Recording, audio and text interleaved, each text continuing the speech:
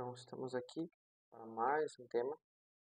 Então, o último que será gravado, que eu já tinha gravado já o tema 16, que é o último. Então, esse tema agora, moral especial, filosofia moral especial, que é ética social, né? Então, falaremos sobre a pessoa, família, cultura, trabalho e economia. Essa é uma dos temas mais extensos, talvez, ou pelo menos sim, tem bastante conteúdo. Então, vamos lá. O que é filosofia moral? Moral especial. Então, o nome é filosofia moral. Então, a filosofia moral especial, ela se diz assim, porque ela é a filosofia moral que tem em vista então, os atos humanos em sociedade, né? Então, como que dentro é um enfoque diferente, né? Então, tem visto os atos humanos em sociedade. Ela vai além da simples então, filosofia moral ou ética, né? Por isso ela se chama especial. Porém, né, mesmo sendo especial, continuar, continuará usando, né, os mesmos princípios da ética. Então, o que se entende por ética? Então, a ética ela é o estudo filosófico, prático, normativo dos atos humanos. É filosófico porque trata as coisas do ponto de vista da verdade e profundidade. É prático porque está voltado para os atos humanos. É normativa porque tem a missão de dirigir o homem, por meio de sua conduta até o seu fim último ou bem supremo. Tem como objeto material os atos humanos, que são livres, né?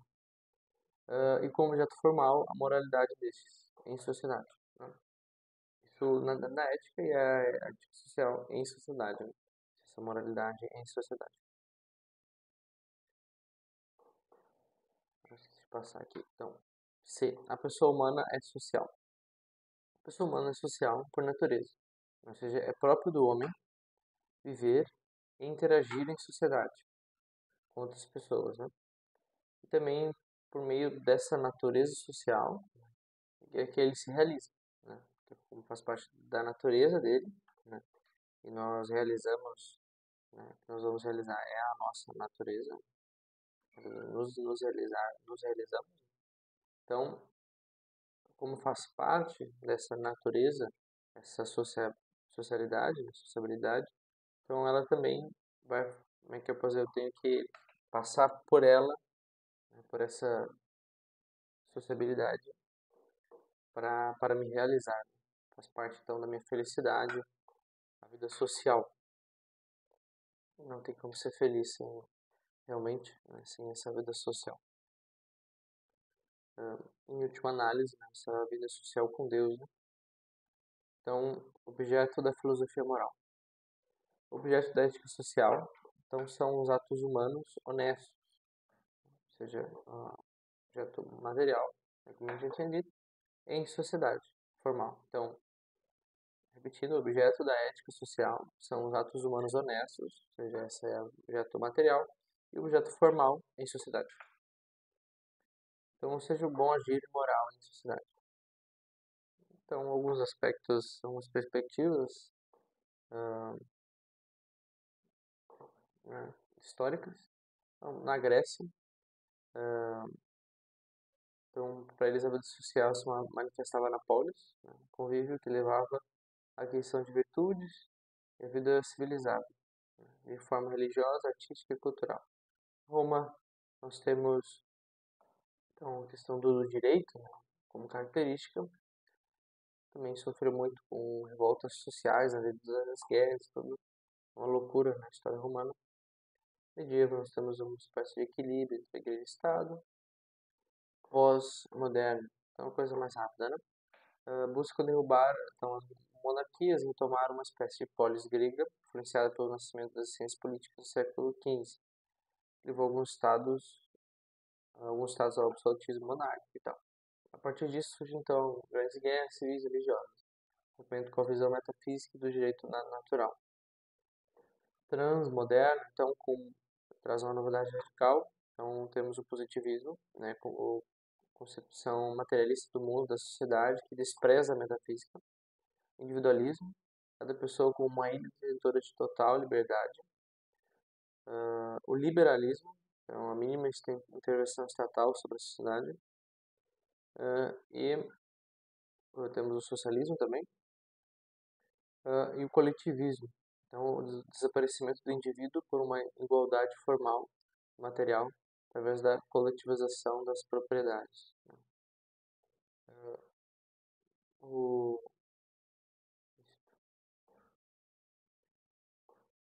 então, próximo ponto. A pessoa humana e a sociedade, fundamento metafísico da ética social na comunhão personal, comunhão de pessoas. Então, primeira, são parciais da ética social. Então, a ética, então, ela deve ser vista, né, a ética social, principalmente, junto, né? Deve ser vista do ponto de vista realista e metafísico, né? Então, o positivismo, o individualismo, o liberalismo, o socialismo, o coletivismo, eles não representam então, uma ética condizente com a natureza humana. É um pouco, de certa forma, estão presentes um pouco que a gente tinha tratado antes, né, na ética, o tema 13, né, das visões de ética, assim, que elas são insuficientes, né? Perdão. Então, a comune personaram como base, né, da metafísica, base metafísica da ética social. Então, o ser humano, ele se realiza através da comunhão. Em latim, essa communio personae, comunhão de pessoas. Ou seja, o homem só será feliz se relacionar com outras pessoas, né? É próprio na natureza como homem, como pessoa, se relacionar. Então, é uma condição para a sua felicidade. Né? Não se pode realizar sozinho. Precisa de uma vida em sociedade. Nós não sobrevivemos sozinhos. Precisamos sempre de uma família para nos acolher e cuidar. Então, a família tem também o objetivo, né, de viver. Perdão, a família tem o objetivo de viver e a sociedade o objetivo de viver bem. Então, essa comunhão de pessoas, então, são duas vontades que se negam, ou seja, né, negam o seu individualismo para o bem dos dois, né? Então, a relação profunda é comigo. Próximo ponto. Consequências para a ação ética desta mesma metafísica. Então, essa premissa, né, da primazia para a pessoa humana fortalece a natureza social do ser humano, isso é chamado a se realizar nessa vida social. Próximo grande ponto. Moral familiar, comunhão de pessoas, natureza, identidade, complementaridade da relação, homem e mulher, estrutura da natureza, blá, blá, blá. Vamos lá. A natureza como estrutura da realidade humana. Então, o ser humano, ele age tendo como princípio da sua natureza, perdão, ele age tendo como princípio a sua natureza, então, que é racional. Então, é um princípio uniforme de ações, né, a natureza, e não um princípio de ações uniformes, né? Não faz tudo igual, né? Então, é só a base do qual surgem as ações. Então, o ser humano, ele é livre, né? Mas ele não pode fazer tudo. Então, é por meio dessa natureza que o homem deve ser feliz. E só será se seguir ela, essa natureza racional. A entidade estrutural da natureza humana, como mulher e homem, significado história. Então, dentre as dimensões da natureza humana, então encontra-se a sexualidade. É composta de três níveis. Então, temos o físico biológico, órgãos, hormônios e ciclos. O psíquico, em modo de expressar e viver externa e internamente a sexualidade. Espiritual, então sendo o homem composto por uma sexualidade, seu espírito é também determinado por ela. Então a sexualidade pode ser de duas formas, masculino ou feminino, só esses dois. Sobre essa natureza, não é possível escolher ou mudar. Então a liberdade surge a partir do modo como o homem a realize. Então é a partir disso, não excluindo isso, né? Querendo mudar tudo. Como consequência da diferenciação entre masculino e feminino, então surge a complementariedade, seja nível físico, psíquico ou espiritual. O homem, ele tende para o universal e abstrato. Isso são tendências, tá? Não quer dizer que seja sempre assim, mas são tendências, né? O homem tende para. Então, universal, abstrato, geralmente uma inteligência mais teórica, uma atenção espontânea, maior influência do sentido comum, uma preponderância da racionalidade, da lógica, captação mais discursiva da realidade, maior controle sobre os sentimentos, menor capacidade para o sofrimento, maior calculismo e inconstância. A mulher, por sua vez, então ela possui tendência para o singular e concreto, né? Para a inteligência mais prática, né? Perdão. Atenção voluntária, maior riqueza de imaginação e memória, preponderância da emotividade, dos afetos, né? Captação mais intuitiva da realidade, menor controle os, sobre os sentimentos, maior capacidade para o sofrimento, maior generosidade e fidelidade. Isso nós encontramos no manual esquemático de filosofia. Professor Ives Gandra Martins Filho. Essa parte da divisão homem e mulher.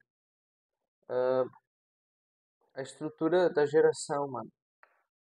Então, a geração humana é uma prova concreta, então, da necessidade de complementariedade que gera, então, uma autêntica e concisa união. Então, a geração autêntica ocorre através de 3 momentos diferentes, então, que depende da complementariedade dos níveis da sexualidade. Então, temos primeiro a atração, então, que é o processo de conhecimento e convivência. A doação, né, que é exercida no dia a dia, mas que culmina, né, no ato sexual, onde ocorre a geração de uma nova vida. E o cultivo, que, que é o desenvolvimento da relação e da nova vida gerada. Então, tem esses 3 momentos. A geração humana, né, isso, 3 momentos. A estrutura do amor entre homem e mulher, características de unicidade, permanência, fecundidade, verdade e distorções modernas. Então, 3 propriedades do matrimônio, né, existem. Então, a unidade. Então, essa se faz evidente, né, durante a relação sexual, pois os dois se tornam uma só carne. Mas deve ser vivida ao longo da vida, né? Um só espírito, um só projeto, uma só casa. Então, tendem à unidade, né? Também o próprio do matrimônio, né? Essa questão de escolher um, né? É uma amizade excludente, né? Se escolhe um para se viver, né? Bem, tanto nível assim mais de natureza, também nível prático, né? Porque convenhamos que se torna insustentável, né? Tanto do ponto de vista econômico, mas também do ponto de vista humano mesmo, né? Assim, não há como dar o mesmo amor para 2 pessoas, né? Ainda mais o amor de esposo e esposa, né? Não tem como. Uma vai ser privilegiada pela outra e daí já em algum momento alguma vai ser usado como objeto, né? E a pessoa não pode ser usada como objeto. Então, isso já é uma coisa desumana, né? Tudo que vá contra essa unidade do matrimônio. Então, indissolubilidade. Segunda característica, propriedade. Então, não se trata de algo arbitrário, mas é lógico, né, que esta é a forma mais conveniente para que o matrimônio atinja os seus fins, né, que é unitivo e procriativo. Ou seja, né, a partir que nós temos essa unidade, essa indissolubilidade é importantíssima, né? Tanto garante, né, que se mantenha essa unidade, né? Nós vimos que não é humana a desunidade, né? Assim, esse amor que não é exclusivo. Então, essa dissolubilidade, na verdade, ela garante, né, essa unidade que eles vão ficar juntos, né? Não terá, o homem não terá outra mulher, nem a mulher outro homem, né? E o procriativo também, né? Que é próprio ali da família, né? Essa família que se escolheu, então ela deve se manter, né? Depois, realmente para que também essa criança que foi gerada, né, nessa relação sexual, ela possa ter a sua uma educação plena, né? Que possa ser educada de verdade, né? Não ah, largada assim, né? Às vezes é um pouco o fruto da nossa sociedade hoje, assim, essas famílias estruturadas, um pouco o fruto disso, né? Já não se valoriza essas propriedades do matrimônio, né? Então, ah, não levando em conta, né, essa indissolubilidade, então o homem simplesmente, né, larga a mulher, né, e então essa criança que é deixada muitas vezes com a mulher, não, ela vai ter essa lacuna, né, mais que a mulher eduque o máximo que ela consiga, né, essa mulher, mais que ela consiga, essa mulher, não, essa criança, né, e consiga, sim, o outro homem, né, que ele ajude na educação e tal, no caso, né, de não ser casado, né,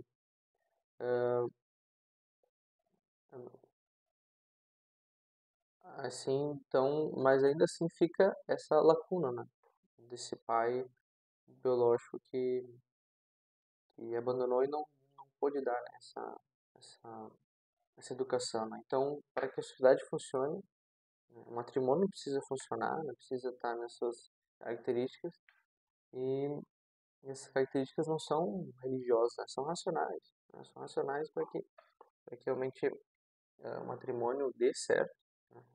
Mesmo um matrimônio que não tenha nada a ver com religiosidade, com religião, com Deus, nada, né? A gente pensar assim, em matrimônio pagão, entre aspas, assim, né? A sociedade ela precisa do matrimônio funcionando para que ela funcione. A gente vai ter isso, assim, uma sociedade em decadência, né?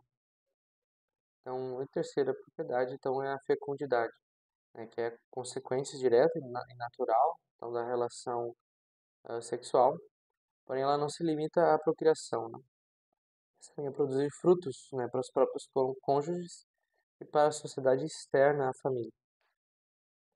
Então, as distorções, né, que ocorrem, então, elas ocorrem quando alguma dessas propriedades é deixada de lado, né, ou transviada.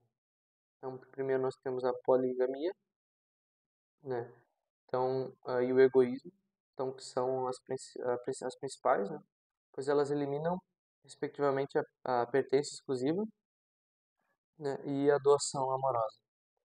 Temos o segundo, então, que é a possibilidade jurídica do divórcio. Então, como ele incentiva, na verdade, então, essa relação superficial, né? Não é a, como é que eu posso dizer, a liberação, né, ou a promulgação jurídica, né, de uma determinada coisa, na verdade, ela,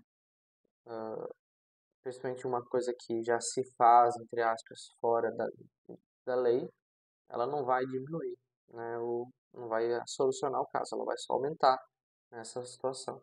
Então, o divórcio liberado, então se aumenta então, os divórcios e se incentiva então relações superficiais, né, que são péssimas para a sociedade, né, péssimas.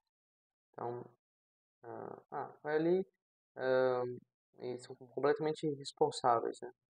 Ali tem as pessoas vivem juntos, se gostam e tal, se casam, isso no nível civil, né? Se casam e tal, tem filho, daí tem uma briga ali, qualquer coisa se separa, e daí, e essa criança, né? Aí cada um vai para um canto, às vezes daí ninguém quer assumir a criança, vai para adoção, e daí essa criança que foi gerada, e é a responsabilidade dos pais. Isso só para citar um ponto, né?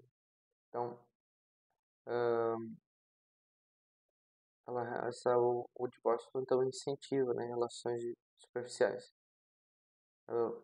Então, um ponto que o divórcio ele não seria necessário, né? Mesmo que o matrimônio, ele é firmado, né, em momento de plena lucidez, né, racional. Então, que foi tomado, né, que foi uma decisão, que foi tomado no momento deve seguir para a vida toda, né? Por mais que venham as intempéries, o tempo, por mais que venha, como é que eu posso dizer, as paixões, nível filosófico, né? Ou qualquer outra coisa, né? Então, o que foi tomado nesse momento de racionalidade deve se seguir, né, para a vida toda. Então, o terceiro, né, que vai contra a fecundidade, então, é o controle de natalidade, né? Preservativos, métodos contraceptivos, influências políticas, permissão do aborto, mas de forma subjetiva, então ocorre pela supervalorização do prazer, né? Então, utilizando do outro como um meio, né? Um meio para o prazer, não como um fim, né? Não no amor, não com a pessoa como o fim da relação, né? Mas simplesmente um prazer. Então isso destrói a relação também. Então, relações homossexuais e gestação de substituição. Então, as uniões homossexuais, elas ferem as três propriedades do matrimônio. Então, vão contra a natureza humana, vão contra a natureza humana, pois a sexualidade exige a complementariedade e não colaboram para o desenvolvimento social. Então, já que não são capazes de gerar novas vidas, né? E quando adotam, então a probabilidade de gerar mais problemas é grande, né? Por mais que tá tudo bem, a criança vai ser tirada, né? Talvez de um orfanato e tal, vai ter pais, né? Mas o que isso adianta, né? O que é melhor? Às vezes a criança ela vai ser formada com uma estrutura mental completamente distorcida. Então é complicado. Então, a gestação de substituição, né, que é um tema. Então, a vulgo barriga de aluguel também fere de igual forma então, as propriedades, né, especialmente porque visa somente a procriação, né, como fábrica de humanos, né. Então, onde a barriga da mulher é uma máquina e a criança é uma mercadoria. Então, ambos separam a união sexual da procriação e as uniões homossexuais então eliminam a, as uniões sexuais eliminam a segunda e a barriga é legal a primeira. Então, caso as uniões homossexuais eliminam a procriação e a barriga de aluguel em relação à união sexual. Uma via transmoderna da filosofia personalista. Então, transmodernismo, transhumanismo. Então, acredita que o ser humano pode se unir à tecnologia então, e ser o que quiser. Então, se transformar no que quiser. Porém, ele esquece que a natureza humana não pode ser mudada. Está inscrito no ser da pessoa. Então, por mais que se troquem as peças todas de lugar, continua sendo uma pessoa, um homem ou uma mulher, e não há um terceiro nem um quarto. O ser humano não deve buscar se transformar, mas tornar-se o que ele realmente é, uma pessoa, ou homem ou mulher. Então, para isso, a filosofia personalista pode ajudar a trazer a pessoa para o centro então, do debate filosófico. Então, temos também agora o ponto 4, o desenvolvimento da pessoa na dimensão material. Então, a questão do trabalho. Então, o trabalho é a atividade transeunte do homem, né, que transforma a natureza por meio dele. Então, o homem aperfeiçoa a si e a sociedade, então, deixando um pouco da sua personalidade no produto final. Então, o sentido objetivo, né, é a realização daquele que trabalha, né, e o objetivo são os meios de produção, o bem final e o material do trabalho.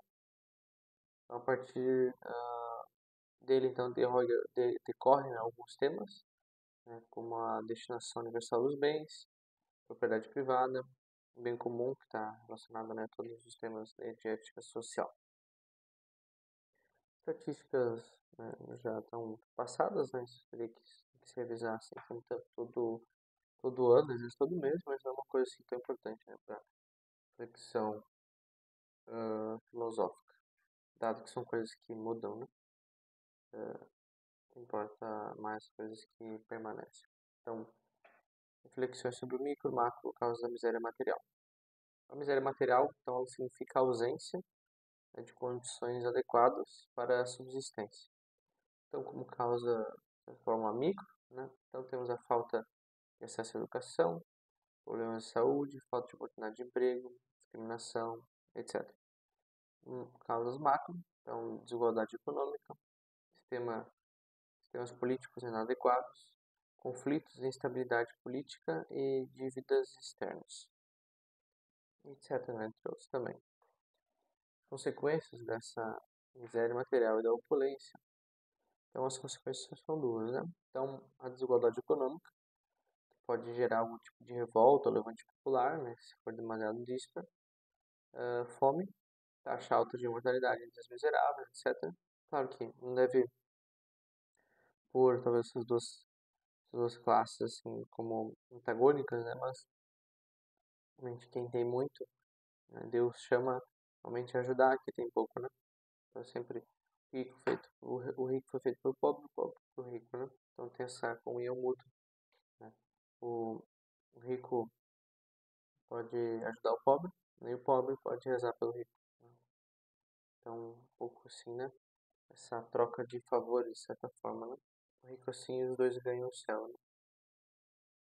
Ah, isso.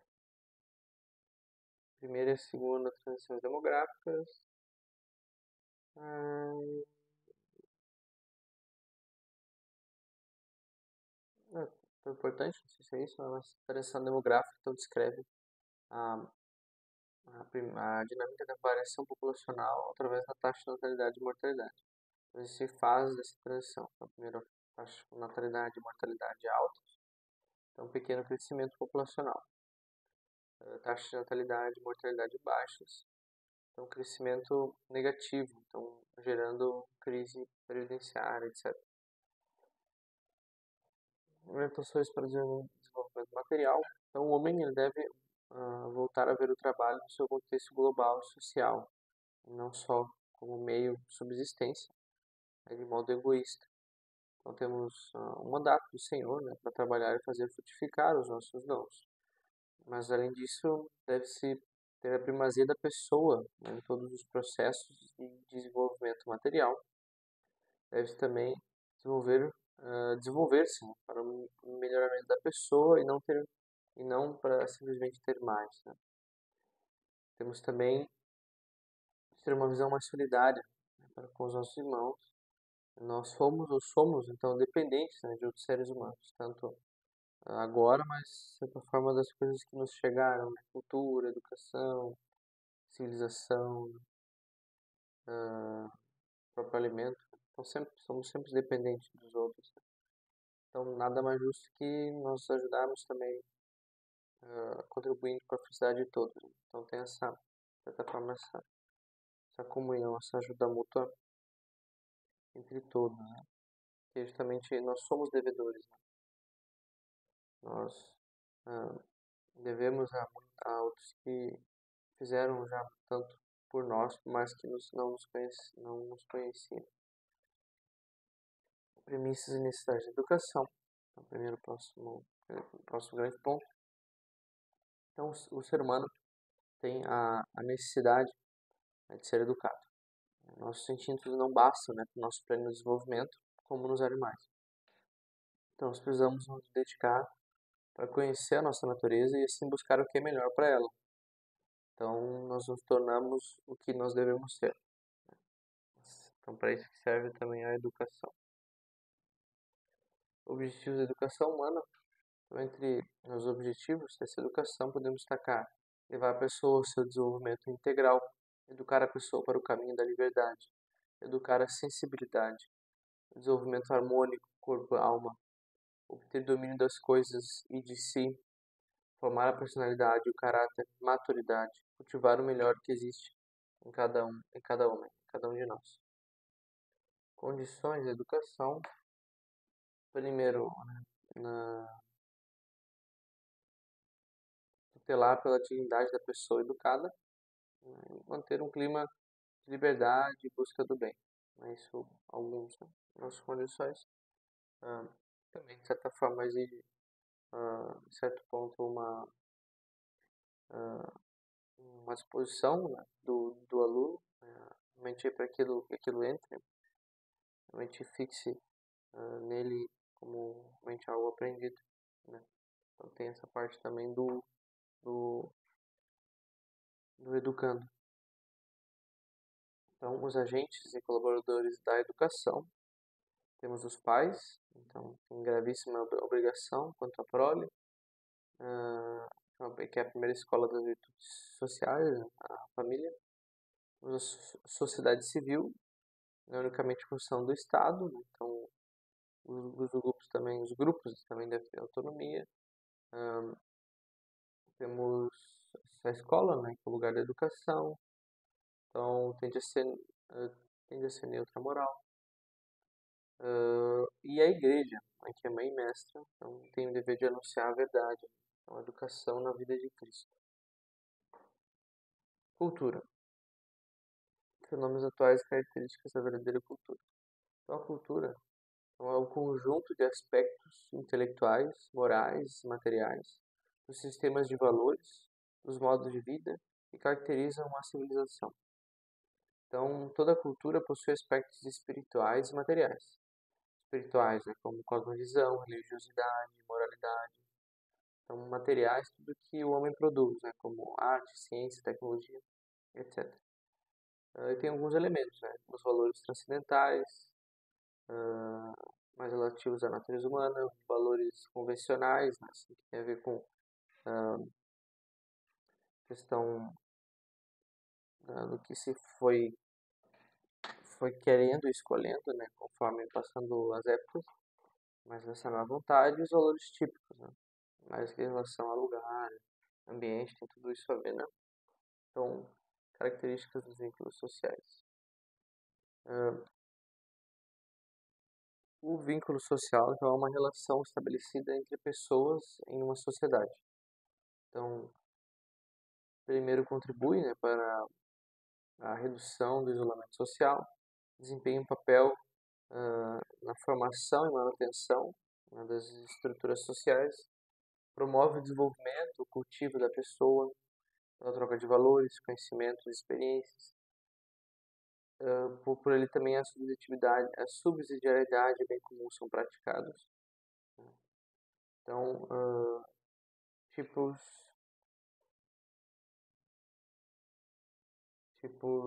temos os tipos, né, de vínculos sociais. O familiar, então laços de sangue, né? Então, relacionado mais aos laços de sangue de responsabilidade, amizade, né? Querer enjeitar as mesmas coisas, então, compartilhar valores e atividades em comum. Profissional, mais relacionado à colaboração e cooperação. Comunitário, então grupos que possuem o mesmo fim. Realidade da cidade hoje. Então, a cidade hoje ela se encontra plura- plura- plu- pluralizada e fragmentada, então devido à globalização e adoção de uma mentalidade relativista. Então, o nome de uma união se perdeu que realmente podia unir as pessoas de modo duradouro, que é a cultura. Mudança histórica e transformação da sociedade. Então, hoje, com o desenvolvimento das tecnologias, cada vez mais fácil, então, o intercâmbio de informações e, consequentemente, também mais fácil transformar a sociedade, mudando os seus valores. A cultura é a expressão da vida de um povo, né? E essa muda também conforme muda os hábitos dos indivíduos. Então, é uma transformação cíclica, né, também. Porém, há valores que são eternos, né, porque estão inscritos na própria natureza humana. Construção de sociedades humanas. A sociedade, então, deve se esforçar para manter os valores, os verdadeiros valores, os valores transcendentes, perdão, transcendentais também, né? Materiais e típicos que realmente edificam o homem, né? Sempre tendo apreço pela dignidade da pessoa humana, pela sua relação com Deus e com o mundo. A sociedade humana pode, assim, se reconstruir do melhor jeito que dita a natureza humana, racional, né? Então, a partir do que o homem realmente deveria ser, é quem deve montar, né, essa cultura, sempre claro, respeitando as condições de clima, ah, história, etc. Desafio da tecnologia, então, como diz Bacon, né, o saber é poder.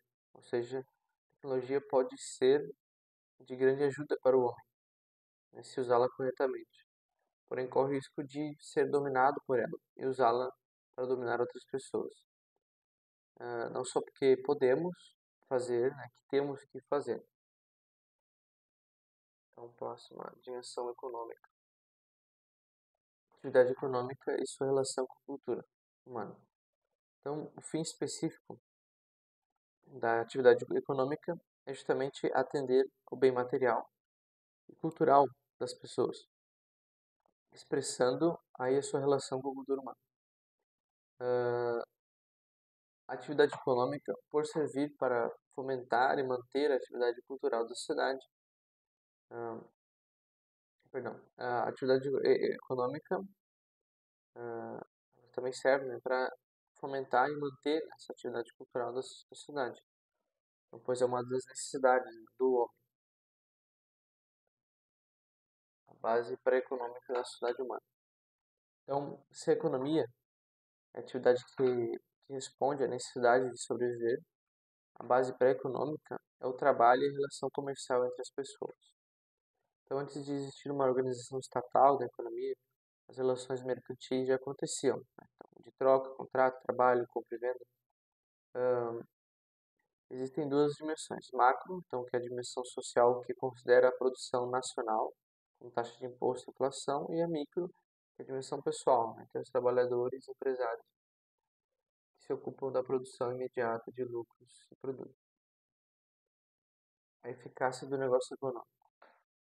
Então, o negócio significa comércio, né, ou empresa que produz algo a fim de captar recursos financeiros para gerar bens e serviços, então proporcionando a circulação de capital, criação de emprego, oferta de produtos e, por fim, o crescimento econômico.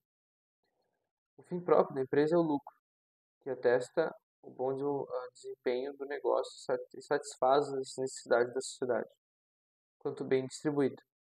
Porém, ele deve estar tutelado sobre a dignidade da pessoa humana, através dos princípios da subsidiariedade e do bem comum, garantindo assim uma melhor eficácia econômica a longo prazo, né? Então esse princípio da subsidiariedade, para ficar mais claro, né, o princípio diz que as sociedades, a sociedade maior deve prover, né, os recursos suficientes para que as sociedades menores se desenvolvam. Isso que no caso o Estado, né, deve prover deve pelo menos garantir as condições, né, não realmente a desenvolver esses grupos, mas assim, do seu próprio bolso, digamos assim, né? Mas dar as condições para que esses grupos se desenvolvam. Assim, no caso do Estado, mas em qualquer situação, né? Mas também os grupos menores devem contribuir com esse grupo maior. Aí também a questão do bem comum. O bem comum é as condições que permitem tanto, né, os indivíduos como os grupos a adquirir mais facilmente sua perfeição, né? Então, um pouco tá tudo ligado, né? Então, o bem comum seria, assim, para dar um exemplo, liberdade, paz, ah, segurança, né? Essas são algumas características do bem comum, né? Que garantem com que como é que eu posso dizer, o que vai garantir a, a perfeição, né, da pessoa, mas ela são as condições para isso, né? Para que a pessoa possa tomar essas iniciativas, né? O interesse pessoal e interesse egoísta. Então, o egoísmo é uma exacerbação do interesse pessoal. Então, focar nos próprios ganhos é legítimo, pois concede uma força maior para gerar lucro, porém o egoísmo surge quando esse interesse pessoal vira um vício, né? Quando o bem comum é deixado de lado, quando os outros são usados como meio para obter fins pessoais. essa visão exclusiva do lucro fere a dignidade da pessoa, enfraquece o serviço à sociedade e ameaça a paz social. Temos então alguns contextos históricos atual das teorias macroeconômicas. Brevemente, na questão, temos Aristóteles, também foi importante, a escolástica, depois o mercantilismo, que identificava, né, a riqueza com a quantidade de metais preciosos, os fisiocratas, depois mais a era moderna, a economia clássica, né, com Adam Smith e David Ricardo. Temos também o John Stuart Mill, na economia moderna, assim, mais quase contemporânea. Temos Karl Marx, a escola austríaca, o Mises, a escola de Chicago, Milton Friedman, e isso mais atualmente, né? Isso mais, como é que eu posso dizer, mais por cima, assim, né? Finanças, investimentos, especulação, regulamentação financeira. Então, o livre mercado, né, alguns conceitos, né? Então, o livre mercado, conjunto de pessoas, né, que integram livremente, buscando um benefício econômico através da produção, circulação e obtenção de bens e serviços. Oferta e procura, então é que o equilíbrio, que equilibra o preço sobre a produção e o valor dos produtos. Temos a eficiência na produção, capacidade de produzir mais riquezas com menos recursos. Imposto, né, que é a contribuição exigida para assegurar o funcionamento do Estado e seus serviços. Finanças, então gestão do dinheiro, investimento, aplicação de capital com finalidade lucrativa. Especulação financeira, investimento que busca lucrar com as flutuações dos preços dos ativos, moedas ou ações. Regulação financeira, então é a relação estabelecida entre o Estado e as diferentes instituições financeiras, como os bancos. Próximo, então, considerações essenciais para avaliar a dimensão econômica da sociedade humana. Então, um pouco de água faltando. Então, uma sociedade econômica humanizante, então deve ter em vista a dignidade da pessoa humana. Então, que nunca deve ser tomado como meio, mas sempre como um fim em si mesmo. Então, o destino universal dos bens, né, onde ninguém deve ser excluído do acesso ao uso dos bens básicos, úteis para o seu desenvolvimento. Propriedade privada, então, que contribui para o cuidado dos bens da terra e afirma a liberdade do homem. O princípio de subsidiariedade, então, onde o Estado ou as sociedades maiores devem zelar, então, pelas condições de desenvolvimento das menores. O princípio de solidariedade, outro princípio importante, então, onde cada membro da sociedade busca o bem de todos. E, por último, o bem comum, que permite que cada um possa se desenvolver de maneira mais plena e fácil possível.